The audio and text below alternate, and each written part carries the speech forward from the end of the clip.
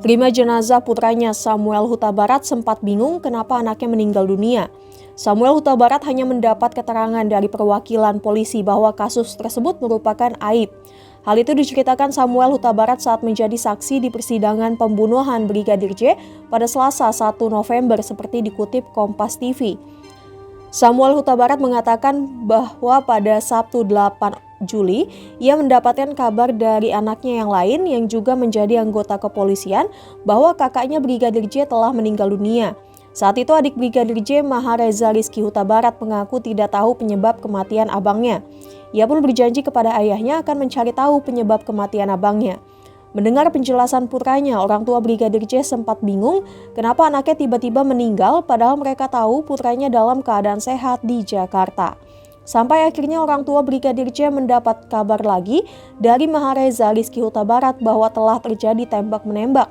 Namun Samuel tidak tahu persis dengan siapa tembak-menembak tersebut dan di mana kejadian tembak-menembak.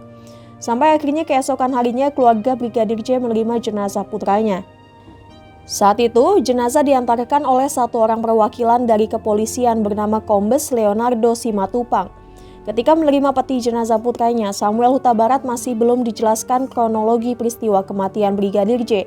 Samuel Huta Barat pun terus mendesak Kombes Leonardo Simatupang untuk menjelaskan penyebab kematian putranya. Namun Leonardo masih enggan menjelaskan penyebab kematian Brigadir J.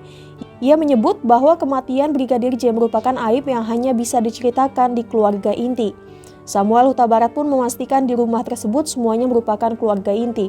Leonardo pun menceritakan bahwa setibanya Putri Chandrawati dari Magelang, seluruh keluarga tersebut melakukan PCR dan menjalankan isolasi mandiri sambil menunggu hasil tes PCR. Kemudian Putri Chandrawati memutuskan isolasi mandiri di rumah dinas Kompleks Polri Duren 3 Mampang, Jakarta Selatan. Saat Putri Chandrawati masuk ke kamar, Leonardo bercerita bahwa tiba-tiba saja Brigadir J masuk ke dalam kamar dan melecehkan majikannya itu. Kemudian Putri Chandrawati menjerit dan suaranya didengar oleh Baradae dari lantai 1 rumah. Saat Baradae bertanya apa yang terjadi, disebutkan bahwa Brigadir J langsung mengeluarkan senjata dan terjadi tembak-menembak. Saya tidak tahu persis pada tanggal 8 Juli 2022, sekembalinya Ibu Putri dari Magelang. Tradisi di keluarga ini, di keluarga Pak Ferdi Sambo ini, harus isolasi mandiri dulu di Duren 3.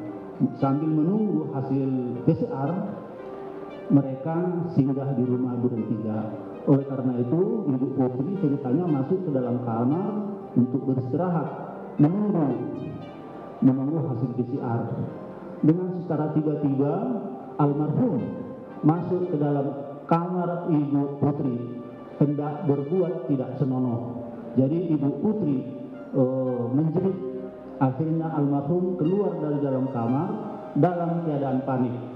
Begitu di depan pintu kamar Ibu Putri, datang dari lantai atas si Baradae menanyakan kepada almarhum, ada apa bang?